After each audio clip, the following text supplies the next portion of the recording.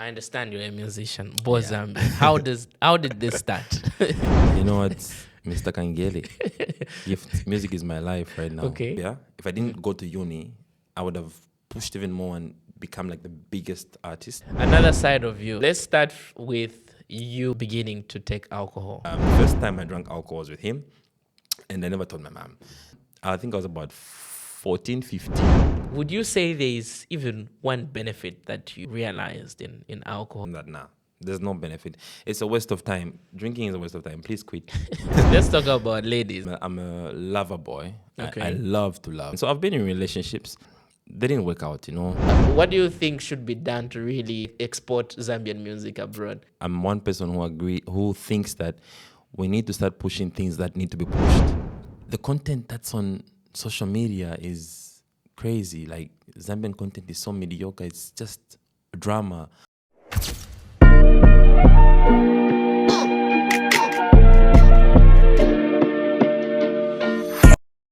Good morning, good afternoon, good evening, depending on what time you'll be watching this particular podcast.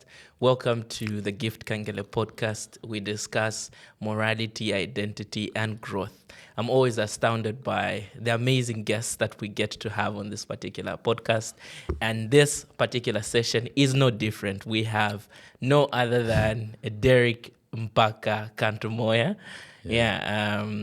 Also known as BOZ Zambia. So he's just going to introduce himself so that those of you that don't know him will get to know him. Welcome to the podcast. Thank you so much. It's such a pleasure to be here. Yeah.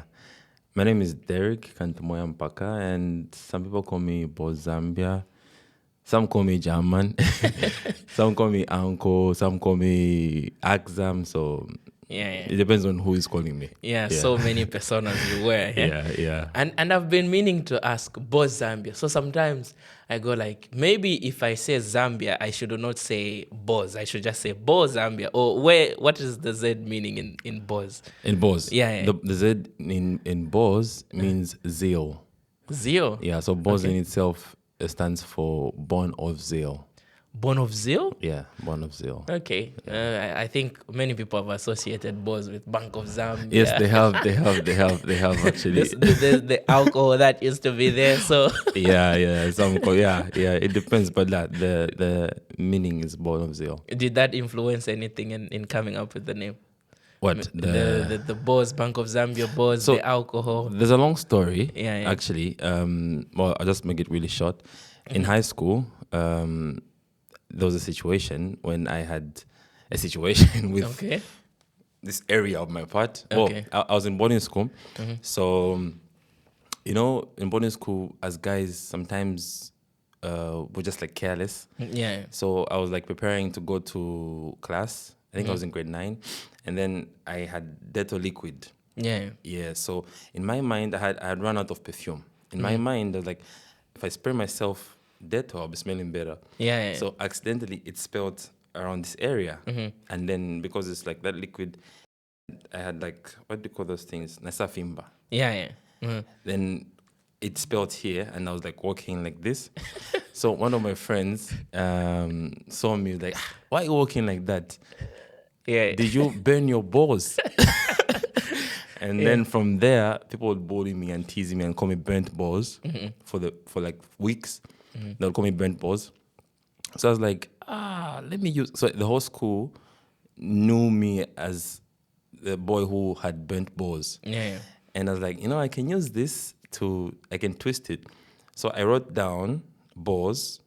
I was like, okay, call me burnt balls. Keep on teasing me. And then I changed it. And then I made the meaning out of it. Yeah. And everyone kept on calling me balls. But then I changed the meaning. And then when I started doing music, it all made sense. And from then, I've kept the name. Okay. I know you've, scored so many achievements to your name. Currently, you are pursuing your PhD, as I know it. Yes, you recently graduated master's. Congratulations on that one. Thank you so much. But we would like to understand where you're coming from, Of course, I understand you are studying in Russia already. Yeah. But tracing your roots back to Zambia, where did you spend much of your time? Which part of Zambia did you grow up on? What do you remember fondly? And, what are your childhood memories that you remember so much and that you can say have shaped you to be this persona that you are today? So I was born in Lusaka. Okay. My ex. But funny enough, I'm the most Lusaka person you ever meet. I Okay. speak Bemba more than Nyanja. That is because also I've lived in the Copper Belt and I've also lived in Kasama in Northern Province. So yeah, I was born. My dad was a dentist. Okay. Yeah, I shared the same name with him. He was also Derrick Kantumoya Mpaka Senior. And my mom is, but no, she doesn't work as a teacher anymore. She's a teacher. So I grew up in Lusaka. We lived in Kanyama Clinic, but now it's Kanyama General Hospital because he was working there. Yeah.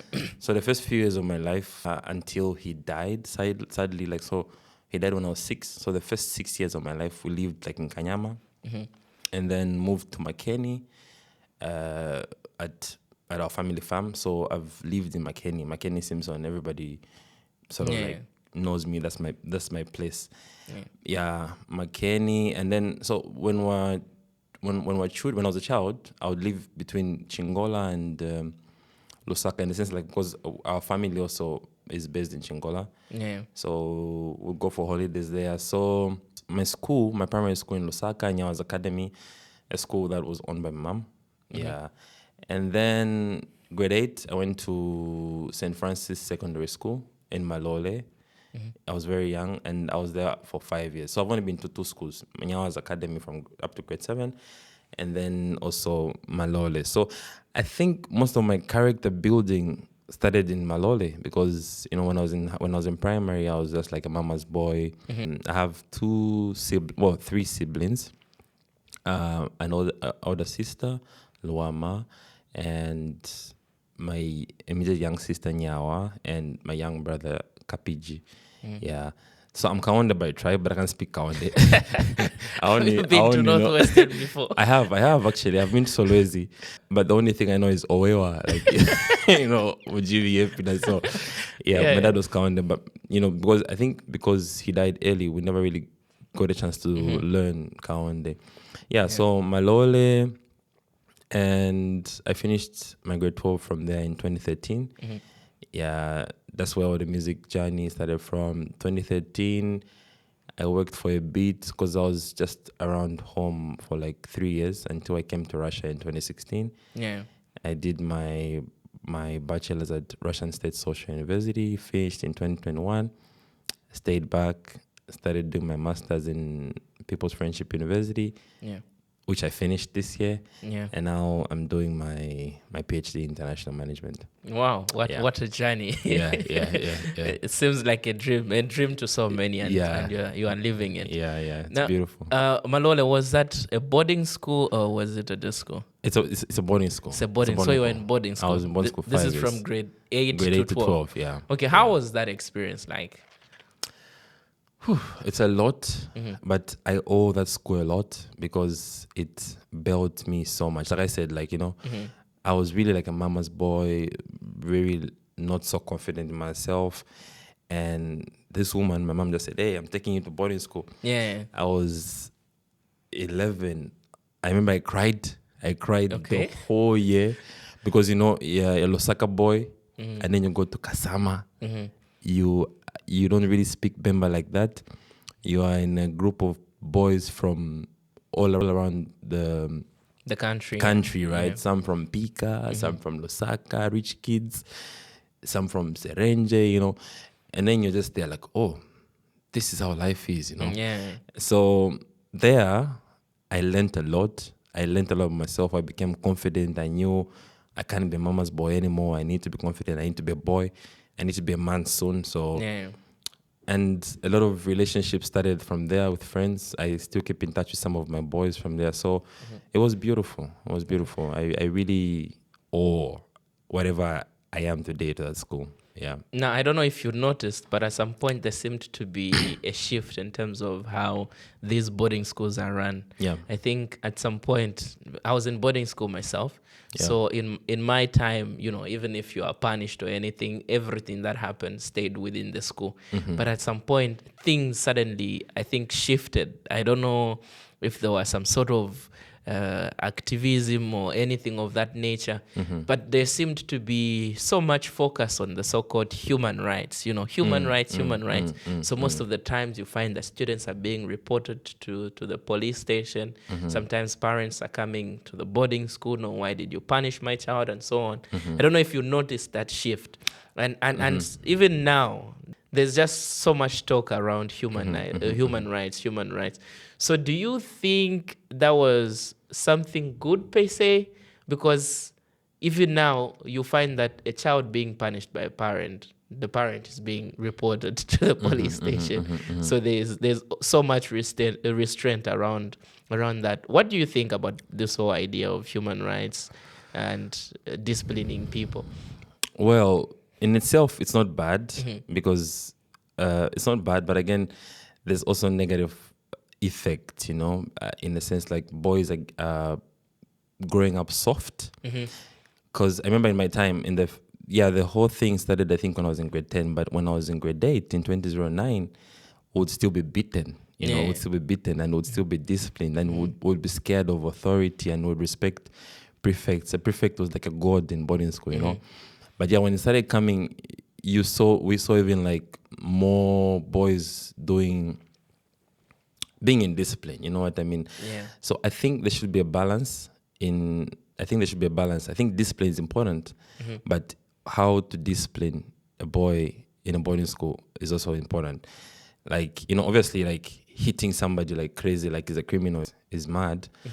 But discipline, like, hey, you have to sweep there, you have to do that, because you are late for class. It helps a lot in terms of like, that if I don't do this, something's gonna happen. The consequences to it. So it's good, human rights, but when it's too much, you have boys who are soft, who don't care, who just they're not scared of anything.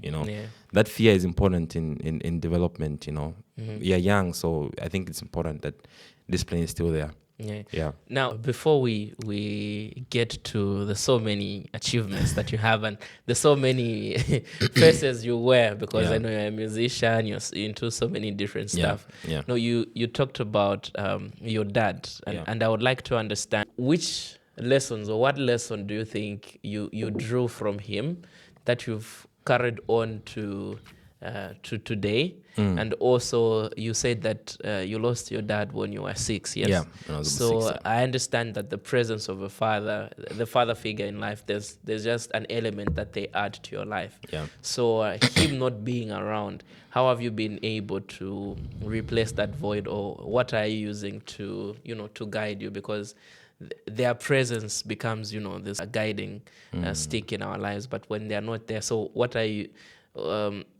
how else are you regulating yourself in their absence? To be honest, that has been like the hardest part of my life, not having like a father figure in my growth. But starting with the lessons, you asked about lessons. Yeah. I don't remember much about him. I remember how he looks, because he looked like me. I mean, I look like him. Okay. Yeah. What I remember about him, he was a gentleman, and I've learned that from him. The memories I have memories of him like sitting on a chair with his guitar, singing songs to my mom, and he was just like a soft man, and like he showed love. So that's something I've picked up, and I've always had like, even the women I've been with, the girls I've been with, I think I've always been like a gentleman. Even not only people I've been with romantically, I think I'm always like a gentleman towards women.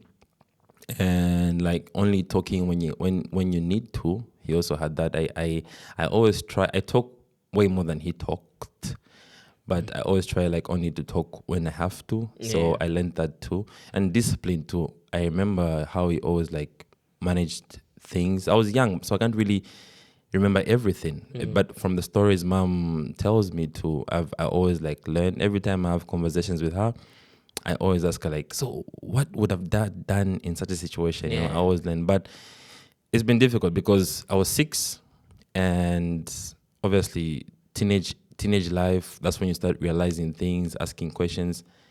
And because I haven't had a dad, I've been lost in so many ways. I've tried to get some lessons from my uncles. Good lessons, of course. My uncles are not perfect. They have their own issues, but I really love them, and I've learned a lot from them. So basically, it's been hard. I've been learning from my friends, and because you never know what lessons to learn, sometimes in my life I've learned not right lessons from like the men around me, the older boys, the big bros. So that's all I do. I'm always learning. Even now, I'm still learning. And because I haven't really had that, I've deliberately set my life. I want to be a big brother to the young boys. So I always teach lessons that I've learned to like younger boys around me. So yeah, just from people around, men around, you know. That's how it's been. No, I understand you're a musician. BOZ Zambia. How did this start? Music. Yeah. How did you pick up music? You know what, Mr. Kangele? Music is my life right now. Okay. Like I breathe music, and I think that I'll always be actively around music. I might not be an artist for a longer time, but I'll always be around music. Even that's why even my management, I still focus on music with all the projects that I do. But how it started was a very funny story. So I've always been fascinated by music.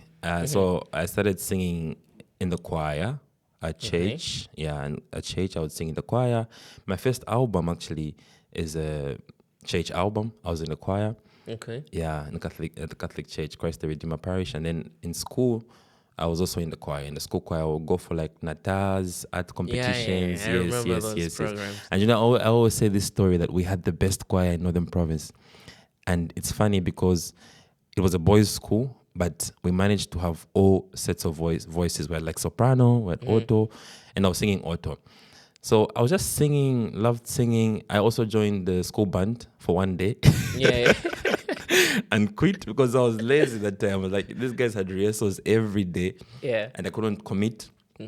So I have an idea how to play that trumpet, but then I quit like in a few days.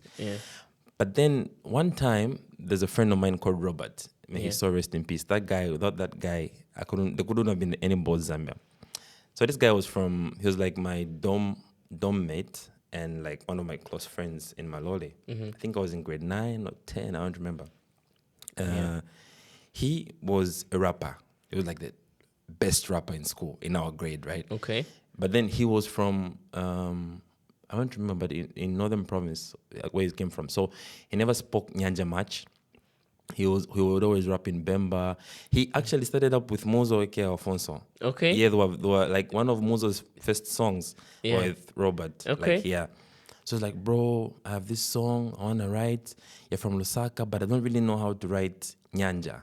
I'm like, I can help you because I'm like Lusaka boy. So we sat together and we wrote his verse. And he's like, you know, you can actually write. Why don't you start rapping yourself? I'm like, I can? No, start rapping. I want you to write. So let's do this. I have this song. I'm going to leave for you a space. Write the verse. Okay. Okay. This is like the coolest. What a challenge. This is the coolest rapper in school telling me I can rap. So I remember I wrote a verse and it was so good. He liked it. And then we released the song. And then the next thing, everybody knows the song in school. Like Robert and BOZ. It's a song. And I was like, I can do music. So I was like, let me finish school. And then when I go back to Osaka, I'm going to write some verses and some songs. Since then, it's gone. So 2013, I was in a duo with a friend of mine. He's not doing music anymore. Shout out to him. We did some music and we were really doing good for our age and for our time.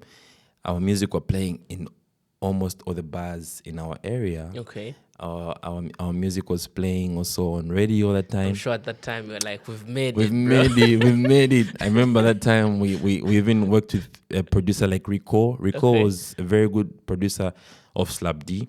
That time. And then we would do like very, very funny songs. We'd like go bar to bar. Yeah.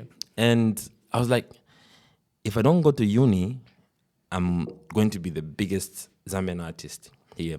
Okay. And from that time, I was like, I'm going to take this thing seriously. Yeah, but then luckily or unluckily, I came to Russia. Unluckily, why? Because then I sort of had a disconnect from Zambia. But then I still said, like, even if I go to Russia, I remember I was telling my producer then, Vichy, that when I go to Russia, I'll still continue doing music, and I promise myself everybody's gonna know me when I'm there. So I came here 2016, started pushing. There was no structure here. There was nobody doing music. There was actually no African doing music like that here in Moscow. I mean, students and everything. So I just like released some songs here and there, push myself, put myself on platforms, pay promoters, and then I challenged myself, like, you know what? Let me do something crazy. Let me do an album. Nobody knows me, but I'm going to do an album. And then I released my first album in 2019. It's called November Big Man. Yeah, I think I saw that one. Yeah. You had a release party. I had a release party. I think it was really, really It cool. was good. It was really good. And it was like a huge challenge, like everyone is like, you're crazy. Who's going to listen to your album? Like, who are you, Yeah, then did the album, and it's been growing since then, Now people know BOZ Zambia. Even in Zambia, where I felt like there'll be a disconnect, people still know BOZ Zambia, at least I'm a little bit somebody in the industry, so yeah. Yeah, but how do you feel about choosing music as a career pathway and like something that you just do on the side? How I feel about music? Yeah, like choosing it as your career pathway, because I know you've had your bachelor's degree, you are doing your master's. I mean, you've done your master's, you're doing your PhD, and all those programs are not really directly linked to music. Yeah, so music is just something that you do, well, and you are able to do. So how do you feel about choosing it as a career pathway? Because especially in the Zambian landscape, music is not really considered so much of a career per se, except you're among, the top artists. That's when we can say, okay, at least you have a career in music. But from the get-go, like having young people to choose music, that I want to do music, if it is at home, your parents would be like, hey, you are losing your way. Do something in your life, not be a music. Doctor. Well, I think very differently about it. Like, because I love it and I want to do what I love. So that's why I said, like, even if I am like a professor in a uni, I'll still be an artist. Yeah. And that has always been my mindset. Like, even when I was starting, I was like I said, when I was in Zambia, if I didn't go to uni, I would have pushed even more and become like the biggest artist. That was my goal. But since I came to uni, I had to balance. I still didn't want to let it go because I love it. You can't let go something that you love. Yeah. So right now I look at it differently. I look at it like I want to do music to make people feel good. When they listen to my music, they vibe to it, Like BOZ Zambia brand in itself is a brand that gives good vibes to people. That's why most of the music that I've released is like really happy vibes and all that kind of thing. And also as a platform to share part of my story. Sometimes I talk about my personal life. So it's really like an outlet. Yeah, but I'm in the industry in the sense that I use the skills that I've learned from uni to promote other people, like to have a structure in the music industry, because Zambian music industry in itself doesn't really have a structure. So like that, it has, but not like proper structure. So that's how I see, like, okay, since I know this, I can still put my skills in here. And obviously just branding, business, it's still a brand, and I can't let it go. So Yeah. that's how I feel about being in music. Now, I know you did business management, yes? International management. Yeah. Yeah. Now, how do you feel about the business? I mean, the music landscape in Zambia at the moment. language is another side of it. Yeah. The music aspect is another side of it. Yeah. Currently, people are talking about, we need to take Zambian music international. We need to sell Zambian music and so on. How do you feel about it? Do you think the languages that we have are sellable in that? Are they marketable to other places, or should we first look at, expanding the market of the languages and getting the language across? Because we know these other languages have the privilege of being widely spoken. If anything, even in Zambia, we have people that are already studying Russian, that are already studying English, that are already studying, French and all these other languages. So some songs find it easier to break through those markets. But our languages, most of the times, are not so popular. You're talking to somebody, and what languages do you speak? I speak Nyanja, Luvale. What's that? They have no idea whatsoever. Of course, people have argued that music can always sell regardless of the language. I mean, we vibe to a piano, we don't even know what they're saying. Exactly. Yeah. So what do you think should be done to really export Zambian music abroad? Personally, I felt like what Chef was doing the other time with the 360 song, the Zamrock thing, it almost makes us unique. So it makes our music identifiable and so on. I thought maybe that could have been a good approach. But what do you think should be done to export Zambian music? So I'm one of the people who says that music has got no language barrier. Okay. Right. You heard Despacito. You mentioned Despacito hit billion views. Yeah. I'm a piano. Everybody listen to my piano. Language is not an argument, right? Okay. Zambian music industry in itself has grown so much over the years, and I'm so proud of it. But there's a lot of work that needs to be done. But being in the industry and seeing how things work, one of the few things I would highlight is funding. Okay. Yeah, music is a big business. I myself, I'm in the business. It's a big business, a big money business. It's a business that needs to be backed by so much funding and support. So we need a full structure, government support. We need support from the government. The industry needs proper structures, from publishers to distributors to promoters. And these people need to get paid. Okay. That's money. These people need to get paid.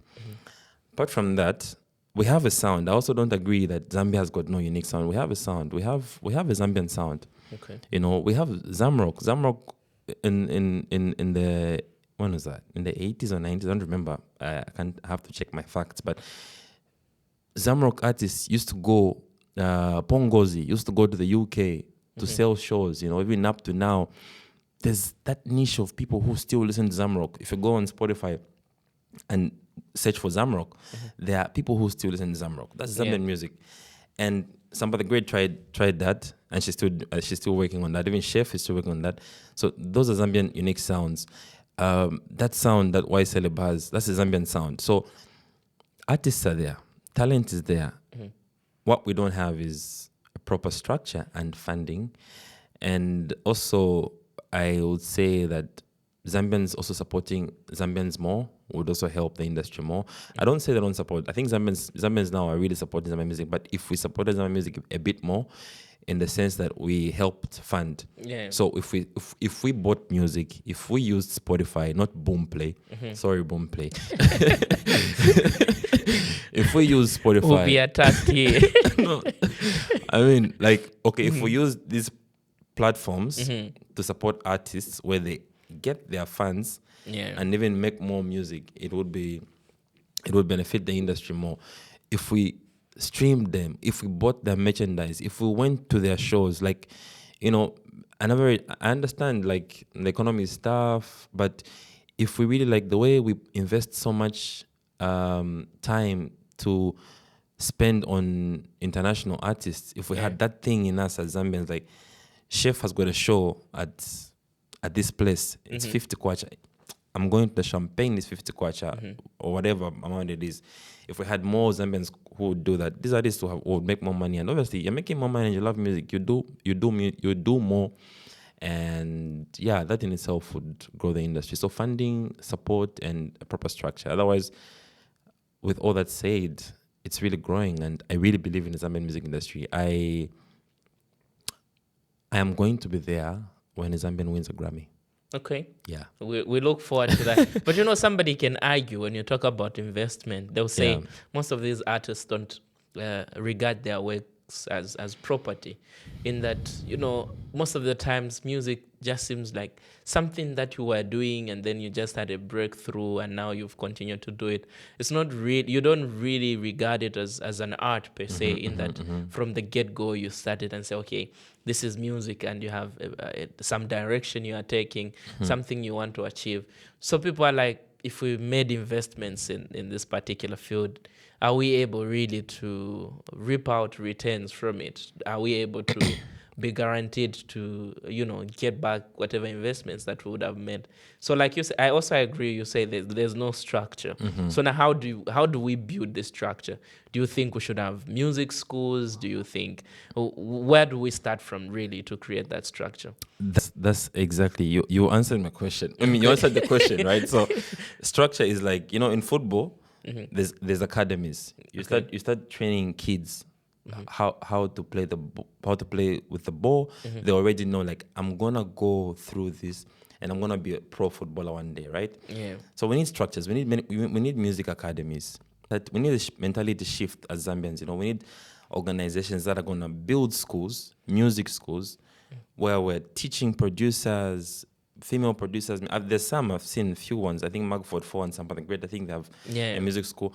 We need more of that. We need music schools in every province. We need skills where when we need to start taking this music as a career. Like the kids will just say, I want to be a musician. Like me, if my child tells me I want to be a musician, I'm gonna fully support. So it's like whole mentality shift.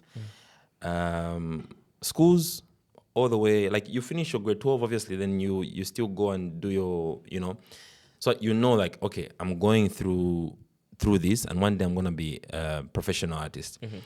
If somebody is taught from the get-go, they'll take it seriously. They'll take it seriously. Yes, most Zambian artists don't take it seriously because they're not educated about all this. It's just like, I wanna blow up some music and go for some shows, and that's it. It ends there. But if you are from a young age, that this is what you're gonna do, you'll be very competitive inside your mind. You'll be very competitive. Just being a young maps in Zambia won't be enough for you. You wanna be a Beyonce because you see it that way. So that's where structure comes. If we had these facilities, I think would have more people take music seriously because talent is there. Zambians are one of the most talented people I've ever seen, and I'm not saying this because I'm Zambian. I'm saying this because I know talent when I see it, and every day I'm like, wow, there's this guy, So we need people to invest in these things, That's what I think. Also, one of the narratives I believe in is that people lift people. Yeah. Like people decide, who to lift. When you look at the situation that we have, especially on the internet, of course, you've talked about funding, and funding will come with, I think currently there are talks on monetization and so. How does that look to you? I saw you were commenting the other day, you were saying, stop advocating for monetization, just go hustle, do the work, and stuff like that. Because I think education is going to tackle most of the things. The other time, I saw a back and forth where Tilo was, I don't know who was talking about, where he was saying, does this person even know what a split sheet is and such terminologies in music? So when we have talks around monetization and so on, but the internet space currently seemed to be populated with so much drama, so much controversy, seems to be what is selling. And like I said, people uplift people, people lift people.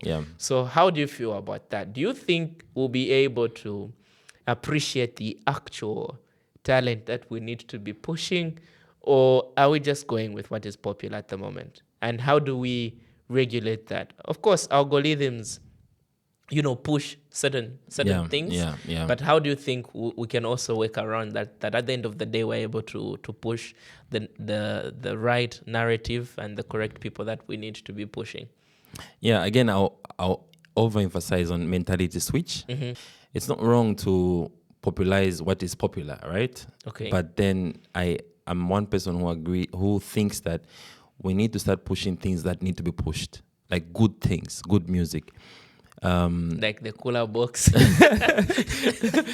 My comment on the monetization campaign was I don't think it's the right approach, in my own opinion, because right now what we have,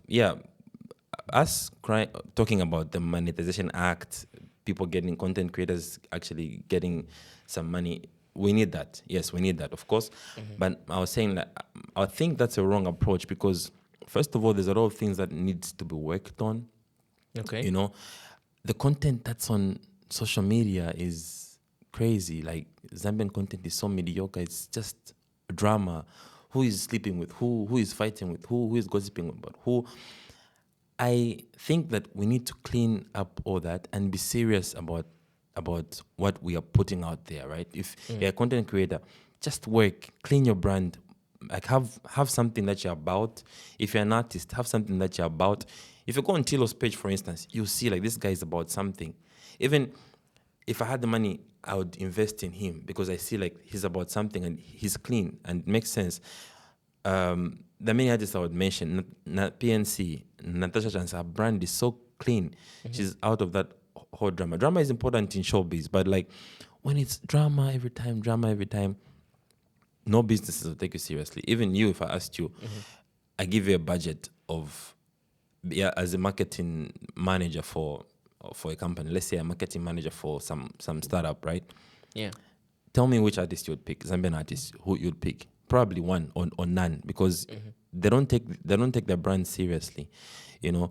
So again, it comes to mindset shift and education. Like you said, like if we took that as a business, if you took your brand as a business, how you put yourself out there as a business, people will take you seriously.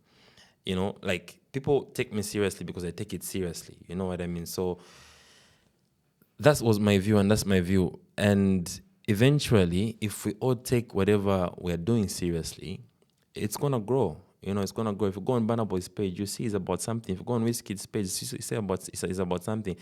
But if you look at our friends, our Zambian artists, do you think we had too many comedians at some point? Where do you think everything switched? Because the internet so far, if you are about something, it's really, really difficult to break even. Because somebody who would have just started today and about controversy, before you know it, tomorrow they have 1 million followers, and yet there are people who've been pushing some agenda, and they are not just getting the audience that they deserve. So where do you think we got it wrong? Do you think it's because of the comedians? We had too many of them? Do we have too many of them? And how do we work on that space, really? Because so far, it's only the internet we have to to get across the messages that we have. So how do we clean it up? Having too many comedians is not a bad thing. It's a good thing. I just think it's lack of seriousness as Zambians in a whole. Again, I'll keep on saying mentality shift. We need to start taking things seriously. How do we do that then? How do we change people's mentality? For the adults, just have to leave them alone. Let's start with let's start mentoring the young ones. You know, start mentoring the young ones. Tell the young ones, like, you know what, you can make money from content creating. Make a page. Start posting something about something. You know, maybe I think that maybe if we start educating the younger ones and telling them, like, you know, you can actually do this. Maybe if they understand that this is my job and I'll make money out of it, and I'm supposed to be serious, maybe these younger ones will start like taking it more seriously. Because if you look at the South African industry, these guys are so serious. They're young, they're so serious, you know, like they're teenagers doing music. You go on the page, you see like this boy or this girl is about something.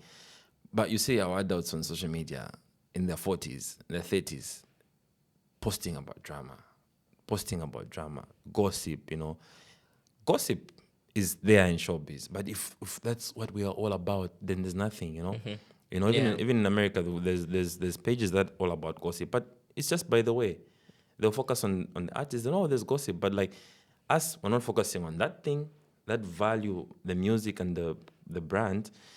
We're focusing on this, on this drama, overshadowing, you know, and that's how come the talents and the real people we're supposed to be focusing on, they're not developing. We're giving 1 million followers to I don't want to mention names to them, instead of giving 1 million followers to like people who deserve it.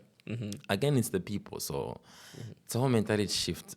But for that doubt, just leave them, let them be. You can't control an adult, but then maybe hoping like the younger ones, we have to like start mentoring through structures. Again, educating them like, okay, you do this the right way, brand yourself, show your value on the internet and stuff like that. Yeah. Okay. Yeah. Another side of you. Right now you are on sobriety streak. Yeah. How long are you again? So I'll be 11 months on 11 the months. 7th December. Okay. And I'll be 1 year on the 7th January. The 7th of January. Yeah, 1 year. 1 That's a long journey. Yeah. Okay. Now, carry us through that. I don't know where we should. I think first we should start. Okay, we can start from there before we get to self-love, because I think that is also another interesting thing we need to look at. Let's start with you beginning to take alcohol before you then decided to quit. Okay. Run us through that journey. So, remember, I mentioned about my uncles, like who they became my father figures after my dad died. So my mom has got 3 brothers. Maybe I might get it wrong. Sorry. 3 brothers. I haven't just been communicating with these people. Anyway, one of my favorite uncles, he passed, Uncle Steve. May he so rest in peace. He was such a good man. Like if you see me, like the vibe, I can't even match him. It was a vibe. When he's in the room, you would feel his presence. He was such a good man. So he was the first man who made me drink alcohol. Okay. So he would come. I think I was about 14, 15. He would come. They call me Kantumoya at home. Okay. Yeah, they don't call me Derrick. Very few people call me Derrick. So he would come home and say, Kantumoya, come here, let's go. And then he would drive me and then say, you know what? And he was drinking a lot. But he was so cool. But he was like, he used to like the beer. So I would always be fascinated by what he was drinking, And he's like, you want to try? Come on. Don't tell mom, Don't tell mom. So I remember the first, I always smile and I'm happy about such moments. The first time I drank alcohol was with him, and I never told my mom. So he gave me a bit of mossy and I drank it. It tasted horrible. I never really liked alcohol. It tasted so horrible. But then every time I spent time with him, again, even up to 16, I don't know, he died in 2009. I don't know how old I was at that time, but I was still like a teen. So that was the first time I drank alcohol, but I never really liked it. Okay. Yeah, but then after school, or I think in my last grades, 11 and 12. So again, I never really liked alcohol, but just because I drank it before and I was like, oh, it's so cool to drink. And because you don't really have people, after he died, I don't really have anybody to look up to. So I found myself with friends who were drinking, and you want to fit in, right? You want to fit in. So the habit started. So we drink. But then even still, I never drank much, So I would drink here and there. Again, I never really liked it. But when I came to Russia, so I was drinking in Zambia, but not as much as I started drinking in Russia. Came to Russia again, the first few years, I wasn't drinking much. But in 2020 or 2019-ish, that period, 2018, 19, 20, I don't know what happened to me, if it's anxiety or just the lifestyle, music, I'm a star, everybody knows me. I want to be cool, I want to drink. And slowly it became a habit. It became a habit, not a good one. And but from 2021 after COVID, 2020 COVID, right? Yeah. There were times, that was like my worst mental state period. Like I just started drinking a lot. We had nothing to do. I would down a bottle of vodka in an hour, really, like a bottle of vodka. Yeah. I would down it like that. And I was that guy. Everybody knows that BOZ is going to drink, Even when I'm going to a place, they'll be like, BOZ is going to drink. If you want BOZ, there should be vodka or something. I started drinking a lot. And there's no alcohol that I'm not drunk. I wouldn't choose. Like if the vodka is finished, I'll drink the beer. If the whiskey is finished, I'll drink the rum, everything. So I noticed I didn't like it. And It started messing up my health, and I wanted to quit. I've been wanting to quit since 2021. So it's not a decision that I made this year. Yeah. I've been wanting to quit since 2021. Every year since 2021, I can even show you my goals. Every year since 2021, I would say, I need to quit drinking. 2021 New Year goes, I need to stop drinking. 2022 New Year goes, I need to stop drinking. 2023 New Year goes, I need to stop drinking. And I constantly failed. I constantly failed. Yeah, up until last year was like my peak, because last year was the year maybe I was like the broken the most. And I saw like, what can I do to feel better? What can I do to feel better?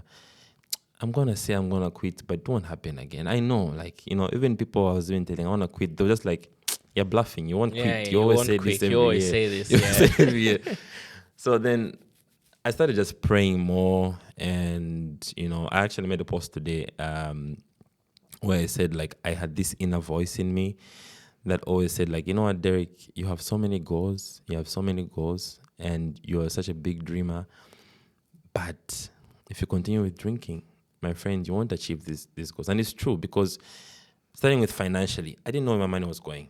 I would make a certain amount of money, but I don't know where it's going. Like, I'm just in this cycle. I'm not growing financially. I'm just there. And I have so much potential. I'm just there. Because I'm spending on alcohol, I'm drinking every time. My relationships with friends, so bad. I think even the reason why most of my romantic relationships failed could be also alcohol.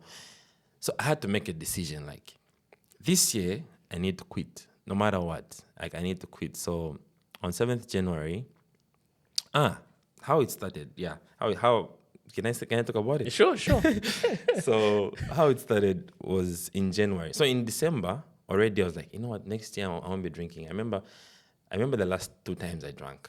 I drank on the 1st January and I drank on the 7th January. Yeah. So New Year, I drank champagne. I was with the boys, just there. But then my spirit wasn't there. Like, my spirit wasn't with the alcohol. I remember on a table and just like sipped a bit of champagne. I'm like, guys, I don't want to drink.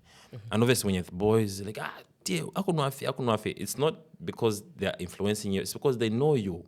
You like alcohol. You like to drink. That's you.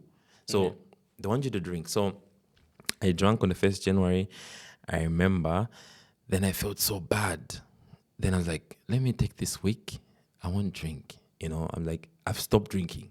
That was like New Year goes, New Year, new me. 1st January, I stopped drinking. 7th January, my former workmate calls me, say, bro, he went to Cuba.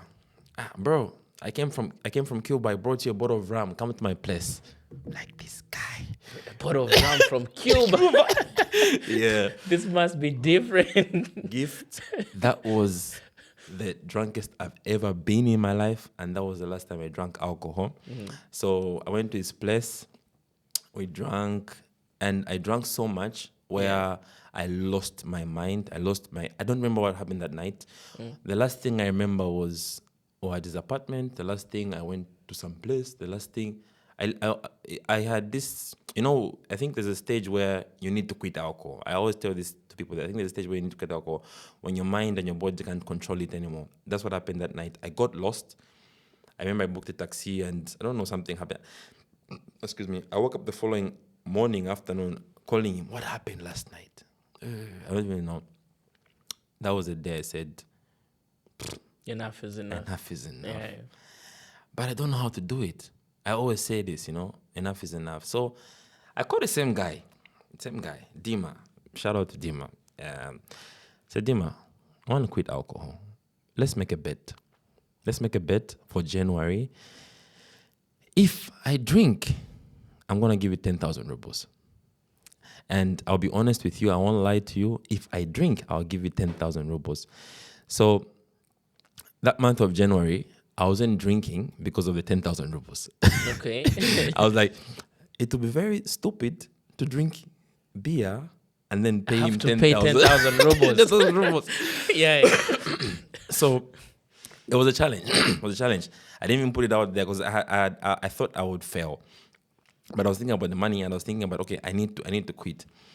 And I managed in January and I was challenging myself. That was the same time we had Zambia play AFCON. Yeah. I even organized watch parties at Red Lion Pub.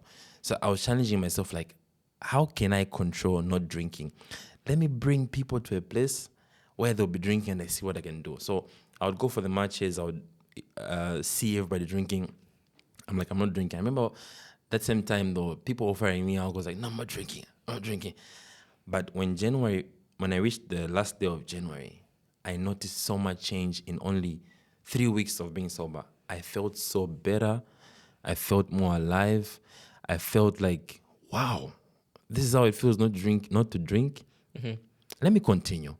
So I went February again. Then February finished. I'm like, you know what? I just need to pray to God. Like, I don't drink anymore. And that's how the journey has been. It's not a destination. It's still a journey, you know. And every day I just pray to God that I never relapse. I'm very confident I won't relapse because I'm very confident in myself. Even if I do, I will still not have the same relationship I have with alcohol. But my relationship with alcohol is done. Yeah, it's dead. And It's done. Yeah, it's done. Wow, It's done. congratulations. It's done. You know, there are certain moments of my life that I regard as monumental. Yeah. Because one time I was listening to a talk and somebody said, if you do something repeatedly for 21 days, it becomes a habit. And most of the times building habits is difficult. Yeah. But having had this, being aware that if I can just do it for 21 days, then I'll let go of this. The struggle will go. So reaching that end, there's just something in striving to reach an end. You know, the satisfaction you get in that. It's just so it's just so satisfying. And also you talked about after you reached the end of January, you were able to see so much change. I don't know if you've seen, it's the same science they work with Duolingo, the streak. To remind you, now you're on 75. So there's a sense of satisfaction you get in seeing reaching that every milestone. milestone. So having to break it, and then you're like, come on, 365 days. And then I start from zero. So there's all that. So I think if you employ all these things, I think it really helps. And I'm glad that you've been able to maintain that streak. Thank you. If somebody asked, would you say there's even one benefit that you realized in alcohol that you would say, okay, maybe you may say this is the benefit to alcohol, but of course we understand that sobriety just beats it all. By far. What would you say pushes people to even indulge in it? You know, if I say there's no benefit, a lot of people are going to argue with me, but I understand where they're coming from because I used to drink a lot. So drinking in itself, there's all this social aspect, like socializing. You socialize more, but I don't think it's true because I think I'm been socializing more now that I'm sober. I know I'm socializing right.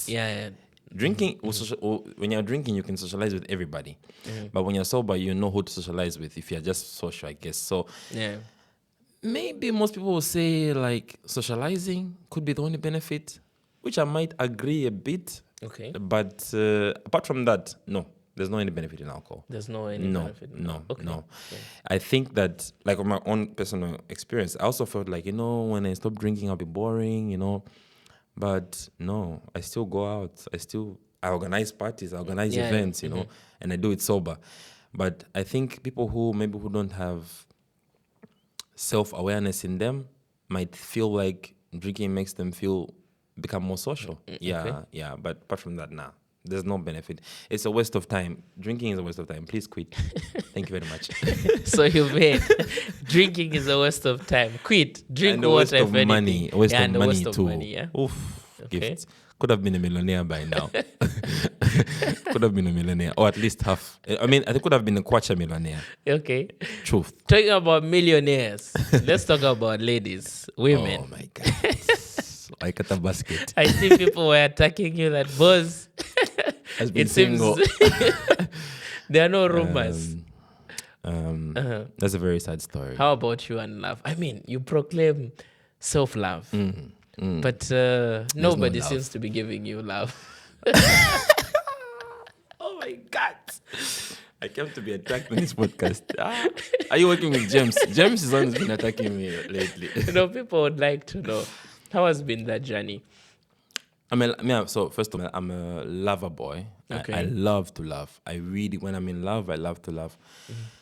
But, whew, Many people say it's not easy to find. it's not easy to a find. partner. It's not easy to find. So I've been in relationships, which have caused me some pain, but I have no regrets because from them I've really grown. I've met amazing people I've met amazing people, my exes, but they didn't work out, all of them didn't work out because of different reasons, But right now, I decided to be single because I wanted to focus on me in my growth. I wanted to just commit all my emotional energy into myself. That is why in a short period of time, I've made so much progress.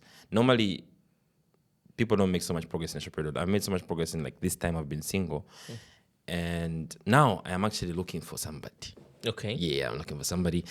But the women, obviously because of my status, the music, obviously there's a lot of attention, but there's what you want, and sometimes because of I have this idea of who I want to be with, I want to be somebody who's supportive, who sort of like sees my dream in the same way. Okay. It's been a bit difficult. The amazing girls I talk to, we have conversations, but then sometimes we just don't click somewhere because I don't see the need of them coming into my lives because they're amazing the way they are, but just like you don't see why you connect with each other. Yeah. So I'm really hoping and praying. Actually, I want next year. Gift, I'll be in a relationship next year. I'm telling you guys, next year I'll be in a relationship. I'm working on it. Something that I've put on. So, I've met some Russian girls, Zambian girls, non-Zambian girls, but then they just happen not to work. And then I don't want to waste people's time. We're adults. I want to build something with somebody. I want to build what I have with somebody. So I've been very selective and very choosy, but I'm just hoping to meet the madam. Okay. There's a tactic that I like to employ because you talked about attention and all that, and sometimes I like to give myself a challenge. I use eyeballs as ways of holding myself accountable. So sometimes I deliberately just put out information out there. Let's say, for instance, the way you did your sobriety journey, where you're just like, I'll just maybe write on my status and I'm like, for this long, I'll not do this. And the idea of having to do it and everybody noticing, it's just like, they'll throw it in your face and say, you said you would not do this. Now look at, you're doing it again. So sometimes I just use eyeballs to hold myself accountable, just put it out there so that each time I'm about to do it, I'll be like, you told people this, so you can't people do are this. watching. People are watching and stuff like that. So you've said, next year. I've said, Gift, I've said. Okay. Next year this time, my loving people are witnesses here though. In fact, not even next year. In a few months, my loving fair. And I'm a lover. So I'll probably be a bit loud about it. Though I always keep my the reason why people think I've been single for a long time is because I don't really put my romantic life out there. Okay. Yeah, I'm not the guy who's gonna post my woman like that. But for the sake of the crowd, I'll post her once. You got Tilo's number, right? Yeah. Tilo, gosh, that man is posting his woman. I'm always like, big man, I want to be in love like you. You're feeling good, Yeah, he's one of the people that is inspiring me to. Yeah, I was telling him the other day that I think you're the only warrior left fighting for love. For love, yeah. Because everybody's just like, no, love, what? But you are the only warrior left fighting for this love. Now, lastly, let's talk about AKZAM, a non-Zambian. Yes. I just love the creativity around the name. I was just like, why was it not me who thought of AKZAM? Yeah. But I think it's really an amazing name, brand and what you've also ventured into. So amazing stuff. You are helping the communities. You are Yes. helping orphans. Yes. You are involved into so many things. So, what are you involved in currently, and what's the future for AKZAM? Okay, so just tell you a backstory about AKZAM Yeah. quickly. So I studied AKZAM in 2017. I was in a dormitory at MGSO. Yeah. I was just finishing my part fac, now going to my first year in RGSO, where I did my bachelor's. And I had written a song called Muntuomveka. Okay. Yeah, actually, that song, when AKZAM blows up, that song should be the, I don't know, it made so Should be the intro. no, but it's a horrible song at the end. So I did a song called Muntuomveka. Yeah. Like Muntuomveka meaning like somebody who's known in Yeah. Nyanja, right? And people started calling me Muntuomveka, like you're known. And I'm like, ooh, I can do something. I got a notebook and I wrote Muntuomveka. Then I translated it to a known person. I wrote that down, a known person. Then I just sat down there like, a known person, Then I wrote down AKZAM. I was like, oh, this sounds good. Yeah. And I told my cousin, Dali, so shout out to you, like, I want to create something. I want to create a brand called AKZAM, but I really don't know what it's about, what it's going to be about. So from then we started like AKZAM. We started like, okay, the idea is going to be like making Zambians known. That was the whole first initial idea. So we started writing articles. That was when I started learning writing skills. We'll just get like, for example, about gift, ask you questions, when I write an article about you. So we've written about over 30 articles over the years. But that project stopped because it was so much work and I had school, so I paused. And so it's like, okay, maybe people aren't even reading this. Let's start interviews. So we started doing Instagram interviews live with people again, like, so people get to know other people. And through AKZAM, a lot of people have networked, a lot of people have known about people, and we've had now over 50 interviews. I can't even count. And from that, I was like, I can actually create a brand and a business through it. So the first business I created through it was AKZAM Music. AKZAM Music was the music label, so I was promoting and distributing music for young Zambian artists, upcoming. I would put the music on distribution platforms on a fee and like that. So that was a side business. But because I like giving, actually, the thing that really pushed me was frustration, because I was doing so much and I wanted people to support me, and it was so frustrating. So I was like, I'm sure there's people who are frustrated too. So this platform is going to be a platform to support people. So we would support people like that and promote them. And so we also give back to the community, because I'm somebody who likes to give. So we connected with different orphanages, and we used to sponsor like some kids in school. There was a group of like kids would pay like the whole term in school like that. And now it's big. Like I feel like AKZAM is way bigger than me right now. Okay. Yeah.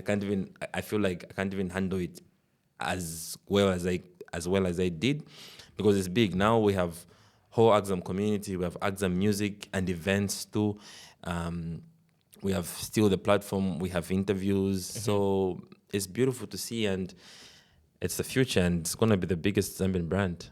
Okay. It will be the Zambian biggest brand. No, it's good to hear about that. I think Yeah. it's the creativity there. It just seems like some inspiration from above. AKZAM. Yeah. I hope you really take it in the direction that you've seen, and that it becomes big. It continues to impact the community. It continues to to give, to help artists, and so many sides of it. I hope all the sides to AKZAM just grow and so on. Yeah. Now, our last segment is called Morality Trivia, because, like I said, the concentration is on morality, identity, and growth. Yeah. So this is Morality Trivia, and because you are so much into music, so I'll try to base it on music, so that at least you have a standing on that particular aspect. Okay.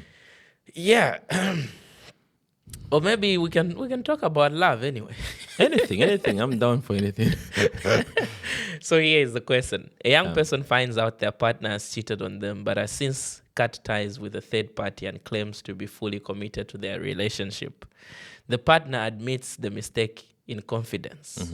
Should they confess to their infidelity, risking the relationship, or remain silent to avoid unnecessary harm?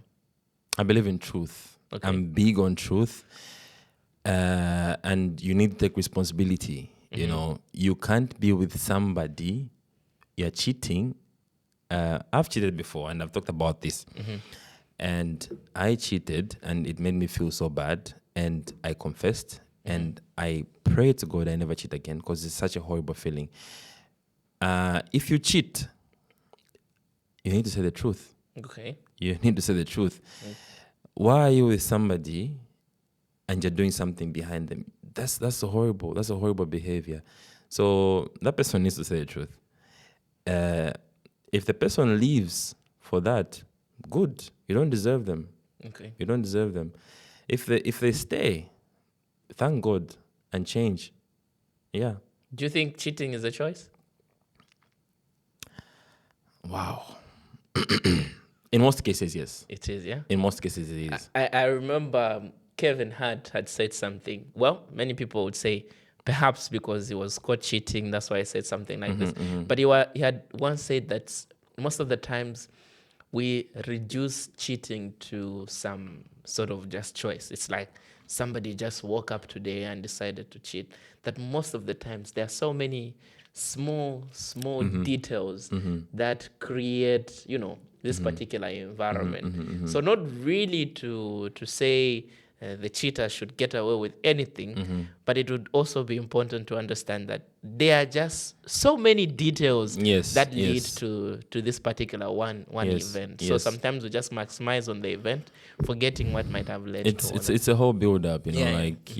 comes from like attention, maybe not getting what you want in a relationship, you're feeling neglected, you're lonely, but you're in a relationship and somebody's giving you attention, and one time it happens, and so as I said, in most cases, I can't really blame the cheater. I understand sort of why you cheated, but if you now make it like a habit, like okay, you go again, then you're choosing now to like continuously cheat, then leave the person and be with the person you're sort of more comfortable with. Stop doing it. But yeah, the most instances where I wouldn't really blame the cheater, I understand where they're coming from, and if they're honest enough and apologize and change their behavior, well and good. But man, it's a whole crazy culture right now. Cheating is so normal, and it's so sad to see. Yeah, it's so sad to see. I have married friends and people who I know who are married. It's normal to cheat and you're married. Like, it's so normal nowadays. Like, it's not normal not to cheat nowadays. It's not normal not to cheat. So, wakatafe, awakashi, pasoko man, lori mom, kind of thing. So, Yeah. it's crazy. That's why I'm saying, like, I really hope and pray that God gives me strength and puts me in the right circle of people who believe that cheating is a horrible human behavior and it's not the right thing to do. It's not manly to cheat. It's a very horrible behavior, I think. Last question. Yeah. The current world, there's so much happening. Yeah. Technological advancements, you have to find love, self-love, fight against drugs and so on and so forth. Yeah. What message would you say to them, that would that would ground them and put them on a trajectory of, self-discovery and be able to navigate so much that is going on in the world? I've written about this before. In your career, sure. About this before. We're human, we're human, and it's so hard to be human because human beings are bound to make mistakes. So I think everybody needs something they believe in, a higher power to help them navigate their way. So I'm not somebody who's going to say, go and pray or something, believe in something. If you're Hindu or Christian or Muslim, I think every religion has got values that they teach, and the more you grow in that faith and that positive hope, it always helps you to become a better human being, so like believe more and just be a good human being. If you do that, you'll find that you make less mistakes as a human being, than just being there. Because if you're just being there, already human beings are going to make mistakes. So if you're just being there, you probably make more mistakes. But if you're there and you're there with your faith, the mistakes are going to be way less. But again, human beings are always going to make mistakes. Have grace in yourself, forgive yourself, and just be kind, guys. Just be kind. That's what I would say. All right. Thank you for watching. That was BOZ Zambia, Derrick Mpaka, Kantumoya, who had carried us through the session. Hopefully, you've learned so much. Wait. Okay. Wait, I forgot. This man didn't come for the AKZAM awards. So yeah, AKZAM we had awards and Gift Kangele won leadership award. Okay. But he's a very busy man. In absentia. So I thought he invited me for this podcast. I thought let me give him the award. Yeah. So congratulations, Gift. No, thank you so much. Thank you so much. This is your certificate, and thank you. Other so things much. will come. Okay. So yeah, I want to say you're doing so good, and I'm so proud of you. I'm always watching what you're doing. I'm seeing what you're doing. It's good. That's AKZAM. Putting Zambia known. No, thank you so much. So you're a very brilliant gentleman, and I remember we worked closely on the Tilo concert last year. So keep on doing what you're doing, and this podcast is amazing. I've been seeing a few episodes that you've done, and it's such a pleasure to be one of the guests on this amazing podcast. So thank you so much for this wonderful award. Sorry we couldn't make it, but finally we've received it. So thank you so much, and thank you so much for coming through. Thank you, Gift. Thank you. Thank you. No, until next time, thank you for watching. It's bye-bye from us.